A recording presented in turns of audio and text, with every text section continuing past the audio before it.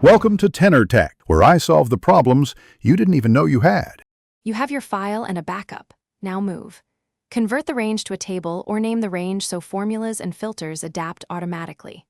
Next, pick the key column or combination, email, ID, or SKU, because Excel needs a consistent match. Once done, add a helper column to concatenate multi-field keys if required, and apply a simple trim/clean step to normalize whitespace and casing so matches are accurate. Start by marking candidates. Use countifs or match in a helper column to flag first occurrences versus repeats, because visibility prevents mistakes. For large sets, extract uniques with the unique function into a separate sheet so you can inspect results before deleting. If you prefer in-place cleanup, use data remove duplicates but make sure the correct columns are checked. And when multiple columns define a record, concatenate them into one key. Once duplicates are removed, validate.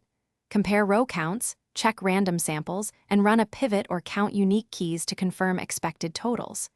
If something looks wrong, immediately undo or restore the backup and adjust the helper logic.